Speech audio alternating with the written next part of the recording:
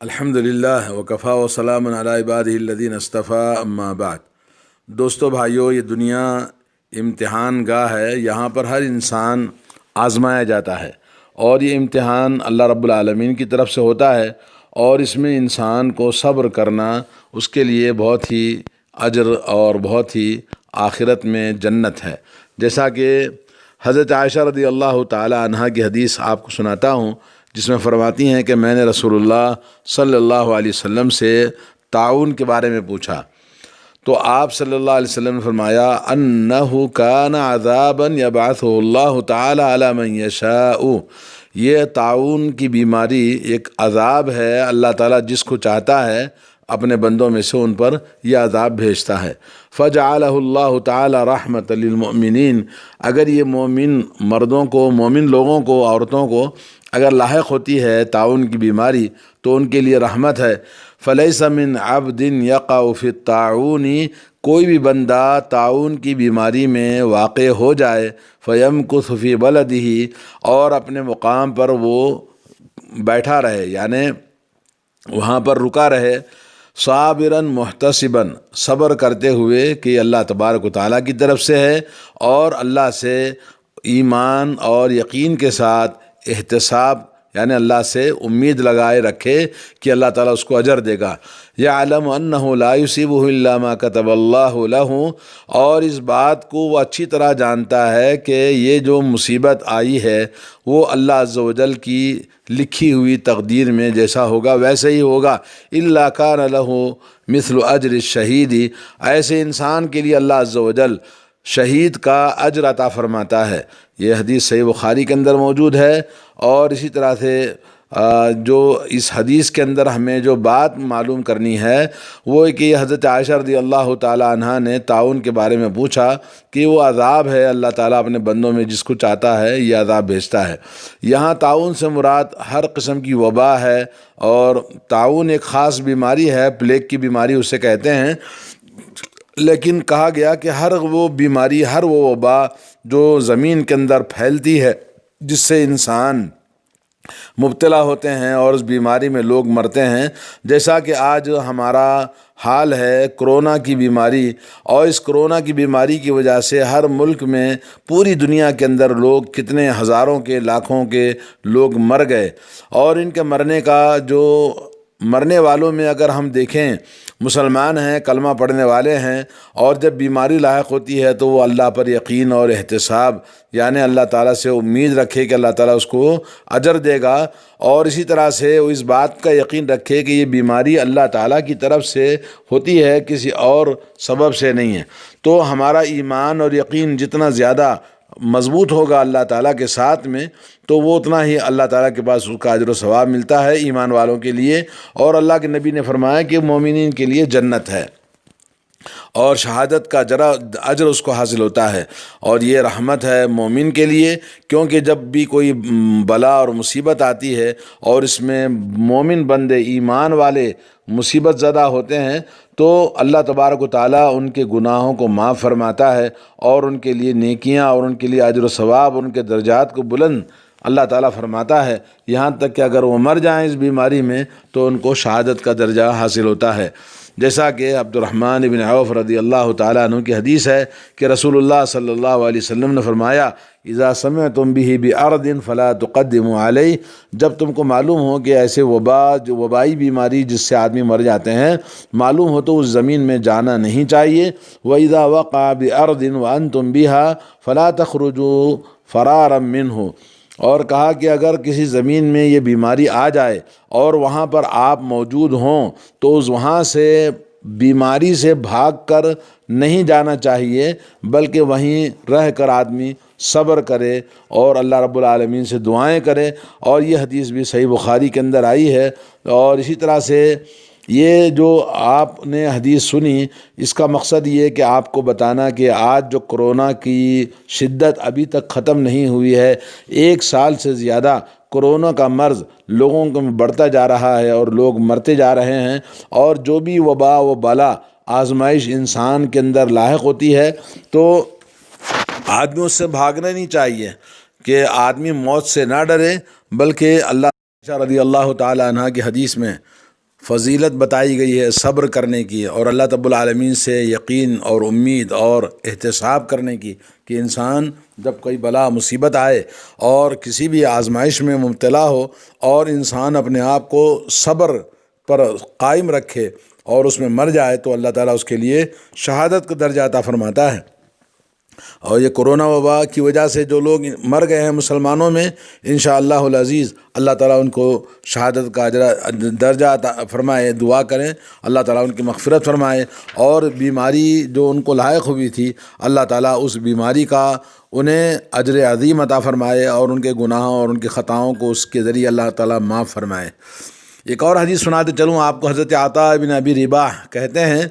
کہ مجھ سے حضرت عبداللہ بن عباس رضی اللہ تعالیٰ عنہما نے کہا، کیا میں تمہیں جنت والی عورت نہ دکھاؤں؟ میں نے کہا جی ضرور دکھائیے۔ تو آپ نے کہا، ہذہ المرأۃ السوداء، یہ کالی عورت کو دیکھو، یہی جنتی عورت ہے۔ یہ عورت نبی کریم صلی اللہ علیہ وسلم کی خدمت میں آئی تھی اور کہا کہ میں بے ہوش ہو جاتی ہوں، میں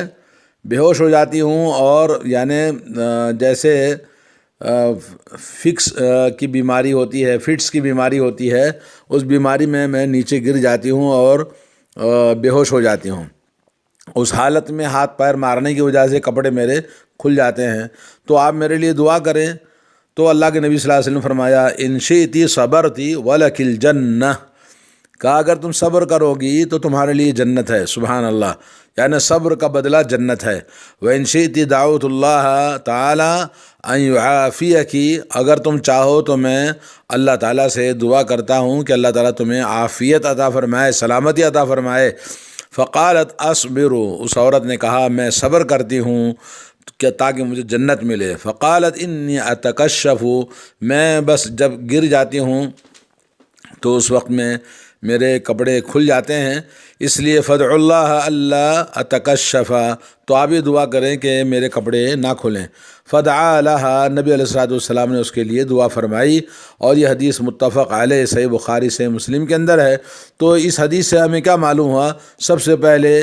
جنتی عورت جو زمین پر گزرتی تھی، جو جنت والے اللہ رب العالمین نے جن کا ذکر فرمایا ہے، جنت والے دو قسم کے ہوتے ہیں۔ ایک قسم وہ ہے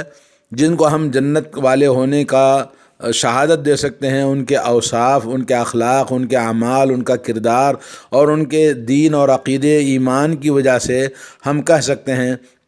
کہ وہ جنتی ہیں۔ اور دوسری قسم ہے جن کے لیے ہم مشاہدہ کر سکتے ہیں کہ یہ جنتی ہیں، یعنی ہم آنکھوں سے دیکھ سکتے ہیں جنتی ہیں، جیسا کہ اللہ کے نبی صلی اللہ علیہ وسلم نے اس عورت سے کہا کہ اگر تم صبر کرو گی تو تمہارے لیے جنت ہے، تو صحابہ اکرام گواہی دیتے تھے کہ یہ جنتی عورت ہے۔ یعنی پہلی قسم جس کو ہم ان کے اوصاف، ان کے اعمال دیکھ کر ہم جنتی کہتے ہیں، جیسے کہ قرآن سنت میں بہت سارے ان کے اوصاف بیان کیے گئے ہیں۔ اور نبی کریم صلی اللہ علیہ وسلم کے سامنے ایک جنازہ گزرا تو لوگوں نے اس کی تعریف کی کہ بہت اچھا آدمی تھا، نیک صالح تھا، تو اللہ کے نبی نے کہا وجبت، اس کے لیے جنت واجب ہے۔ تو معلوم یہ ہوا کہ اگر کوئی آدمی جس کی شہادت لوگ دیں کہ وہ انسان اچھا تھا تو وہ ہم کہہ سکتے ہیں کہ وہ جنتی آدمی ہے، اور لیکن جنتی ہے یہ کہنا درست ہے، لیکن جنت میں ہے اور جنت والوں میں چلا گیا یہ ہم نہیں کہہ سکتے ہیں، کیونکہ وہ اللہ رب العالمین کی مشیت پر ہے۔ اور دوسری قسم جس کے لیے ہم خاص طور پر جو نبی علیہ الصلوۃ والسلام نے اشارہ فرمایا، جیسے عشر مبشرہ ہے جن کو نبی علیہ الصلوۃ والسلام نے جنت کی بشارت دی، وہ عشر مبشرہ حضرت ابوبکر صدیق، عمر فاروق، عثمان بن عفان، علی بن ابی طالب، سعید بن زید، سعد بن ابی وقاص، عبد الرحمن بن عوف، طلحہ بن عبید اللہ، ابو عبیدہ ابن الجراح، عامر بن الجراح، زبیر بن العوام رضی اللہ تعالی عنہم اجمعین، یہ پورے 10 ہیں۔ تو اس طرح سے نبی علیہ الصلوۃ والسلام نے ان کو جنتی ہونے کی شہادت دی ہے۔ اسی طرح سے ثابت بن قیس بن شماس، اور اسی طرح سعد بن معاذ اور عبداللہ بن سلام، اور اسی طرح سے حضرت بلال بن رباح وغیرہ کے لیے نبی علیہ السلام نے جنت کی بشارت دی، اور اللہ کے نبی نے ان کے ناموں کے ساتھ میں کہا کہ وہ جنتی ہیں۔ تو جو لوگ اللہ کے نبی صلی اللہ علیہ وسلم نے بتایا کہ وہ جنتی ہیں، تو ہم بھی گواہی دیتے ہیں کہ ابوبکر صدیق جنت میں ہیں، حضرت عمر جنت میں ہیں۔ جن کے نام اللہ کے نبی نے بتائے وہ ہم کہیں گے کہ وہ جنت میں ہیں، لیکن جن کے بارے میں ہمیں نہیں پتا تو ہم کہیں گے بھی جنتی ہیں، لیکن جنت میں ہیں نہیں کہیں گے جی۔ اور اس حدیث میں اللہ کے نبی صلی اللہ علیہ وسلم کے کہنے پر اس عورت کو حضرت ابن عباس نے کہا، جو کہ ان کے شاگرد عطا بن ابی رباح ان کے شاگرد تھے، تابعی تھے، ان سے کہا کہ میں تمہیں جنتی عورت نہ دکھاؤں؟ تو انہوں نے کہا ضرور دکھائیے۔ تو وہ کالی عورت کو دکھایا، جس کالی عورت کا معاشرے میں، سوسائٹی میں کوئی مقام نہیں ہوتا ہے، اور وہ لوگوں کی نگاہوں میں حقیر ہوتی ہے، لیکن اللہ کی نگاہ میں وہ کتنی عظیم، اللہ تعالیٰ کے پاس وہ جنتی عورت ہے۔ تو اس طرح سے ہم کسی کو حقیر نہ سمجھیں۔ لا يسخر قوم من قوم عسى ان يكونوا خيرا منهم ولا نساء من نساء عسى ان يكن خيرا منهن۔ اللہ کے نبی اللہ تعالیٰ نے فرمایا سورہ حجرات میں کہ کوئی مرد کسی دوسرے آدمی کو، کسی دوسرے مرد کو حقیر نہ جانے، ممکن ہے وہ اللہ تعالیٰ کے پاس اس سے اچھا ہو سکتا ہے۔ اسی طرح کوئی عورت کسی عورت کے اندر عیب یا کوئی برائی نہ کرے، کیونکہ ممکن ہے مذاق نہ کرے، کیونکہ اللہ تعالیٰ کے پاس جس کا تم مذاق کرتے ہو وہ تمہارے سے اچھا ہو سکتا ہے۔ تو یہاں پر ہمیں جو لوگ بے ہوش ہو جاتے ہیں اور ان کے آنگ میں ہوش نہیں رہتا ہے، تو اس کے لیے جس کے اعصاب ٹائٹ ہو جاتے ہیں، وہ ہاتھ پیر مارنے لگتے ہیں، تو یہ ان کا علاج ہو سکتا ہے، اور جڑی بوٹیوں کے ذریعے یا قرآن مجید کی تلاوت کے ذریعے، اور ایک قسم اس میں سے شیاطین اور جنوں کی وجہ سے بھی ایسا ہو سکتا ہے، جس کے اوپر انسان کو جن لاحق ہو جاتا ہے، عورتوں میں، بچوں میں، بعض مردوں میں، تو ان کے اندر جن داخل ہو جاتا ہے، تو اس کو بھی وہ زمین پر گر جاتے ہیں، ہاتھ پیر مارتے ہیں اور بے ہوش ہو جاتے ہیں، اور ان کو احساس نہیں ہوتا۔ تو ایسے لوگوں کے لیے علاج قرآن مجید کے ذریعے کرنا جائز ہے۔ اور جب ان سے بات کرو تو کبھی جب ان کو پڑھ کے دم کرتے ہیں تو ان کے اندر جن بات کرنے لگتا ہے اور اس آدمی کو ہوش نہیں رہتا ہے، جیسا کہ اس کے سلسلے میں بہت سارے ثبوت موجود ہیں جو لوگ علاج کرتے ہیں۔ تو اللہ رب العالمین سے پہلی بات ہم دعا کرتے ہیں کہ اللہ عز و جل ہر طرح کے اس طرح کے بیماریوں سے اللہ تعالی ہماری حفاظت فرمائے۔ اور یہ قرآن مجید کے ذریعے اہل علم نے اس طرح سے بہت سارے لوگوں کا علاج کیا ہے اور کرتے بھی ہیں۔ جو لوگ صحیح قرآن و سنت کا علم رکھتے ہیں، قرآن مجید کے ذریعے انسان کو علاج کیا جا سکتا ہے، اور سنت رسول صلی اللہ علیہ وسلم کے ذریعے بھی قرآن مجید کے اور سنت کے مطابق علاج کرنا جائز ہے۔ اللہ تعالیٰ فرماتا ہے الذین یأکلون الربا لا یقومون الا کما یقوم الذی یتخبطہ الشیطان من المس۔ جو لوگ سود کھاتے ہیں وہ کھڑے ہو نہیں پائیں گے مگر ویسے ہی جیسے کوئی انسان خپتی ہو، پاگل ہو، جس کو جن لگا ہوا ہے۔ تو اس بات کی دلیل ہے کہ شیطان انسان کو چھو جاتا ہے، انسان کے اندر داخل ہو جائے سے انسان گر جاتا ہے۔ اور مسند امام احمد میں ایک حدیث ہے کہ نبی کریم صلی اللہ علیہ وسلم ایک سفر میں موجود تھے۔ آپ کے سفروں میں سے ایک واقعہ ہے کہ وہاں سے ایک عورت گزری اور اس کے پاس ایک بچہ تھا اس عورت کا جو بے ہوش ہو جاتا تھا۔ تو وہ نبی علیہ السلام کی خدمت میں آئی اور اس نے نبی علیہ السلام کو اس کو دکھایا، تو نبی علیہ السلام نے جن سے مخاطب ہوئے، یعنی جن سے بات کی آپ نے، اور اس جن سے کہا بات کرنے کے بعد کہ تم اس کے بچے کو چھوڑ دو، تو جن نکل گیا۔ تو نبی علیہ السلام کو اس عورت نے ہدیہ پیش کیا آپ کے اس دعا کرنے اور اس جن کے نکالنے پر۔ تو اس واقعے کو امام احمد نے بیان کیا اور امام البانی نے اس حدیث کو تعلیقاً صحیح قرار دیا ہے۔ تو اس واقعے سے ہمیں پتہ چلتا ہے کہ جن انسان کے اندر واقع ہوتا ہے۔ علامہ شیخ الاسلام ابن تیمیہ نے جنوں سے بات کی ہے، جیسا کہ ابن قیم نے بھی اس کا ذکر کیا۔ جو حضرت ابن قیم جو ہیں وہ شیخ الاسلام ابن تیمیہ کے شاگرد ہیں، اور وہ بھی جن کو چھڑاتے تھے اور اس جن سے بات کرتے تھے جی، اور کہتے تھے کہ اتق اللہ اخرجی۔ ایک مرتبہ ایک آدمی کو جن لگا تھا تو انہوں نے کہا کہ اللہ سے ڈرو اور باہر نکلو، اس لیے کہ اس مرد کے آنگ میں جو جن تھا وہ عورت تھی۔ تو اس عورت نے کہا کہ میں اس مرد سے محبت کرتی ہوں، میں اس کے ساتھ رہتی ہوں، میں نہیں جاؤں گی۔ تو شیخ الاسلام نے تیمیہ کہا یہ آدمی تو تم سے محبت نہیں کرتا، نکل جاؤ یہاں سے۔ تو پھر اس عورت جنی نے کہا کہ میں اس کو حج پر لے کے جانا چاہتی ہوں، تو شیخ الاسلام ابن تیمیہ نے کہا یہ آدمی تمہارے ساتھ حج پہ جانا نہیں چاہتا، تم نکلو یہاں سے۔ تو اس نے انکار کر دیا، پھر بار بار اس پر پڑھ کے دم کرتے رہے اور اس آدمی کو بہت زور زور سے مارتے تھے، یہاں تک کہ وہ شیخ الاسلام ابن تیمیہ کا ہاتھ یعنی مارنے کی وجہ سے تھک گیا تھا، اور اس کے بعد تکلیف ہونے لگی شدت پٹائی کی وجہ سے۔ پھر اس کے بعد جنی نے کہا کہ میں تمہارے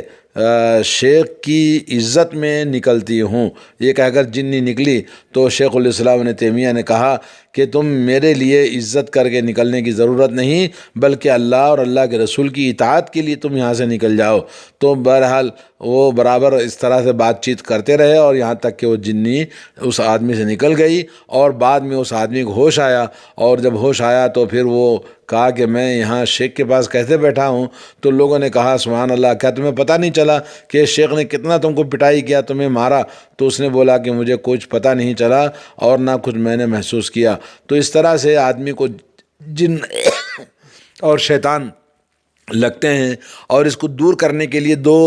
قسم کا علاج ہے۔ پہلا علاج یہ ہے کہ انسان اللہ تعالیٰ کا ذکر کرے، جیسے آیت الکرسی ہے اور نماز کے بعد کے اذکار ہیں، صبح شام کے اذکار ہیں، تو اس کے ذریعے انسان جن کے اپنے اندر کوئی بھی نقصان سے اپنے آپ کو دفاع کر سکتا ہے۔ اور دوسرا طریقہ ہے کہ کسی کو اگر جن لگ گیا ہے تو قرآن کی آیتوں سے اس کا دین چھڑایا جا سکتا ہے، اور جن کو ڈرایا جائے گا، اس کو آگاہ کیا جائے گا، اس کو نصیحت کی جائے گی، اور اس کو اللہ تعالیٰ کی پناہ کے ذریعے یہاں تک کہ وہ جن چھوڑ کے نکل جائے۔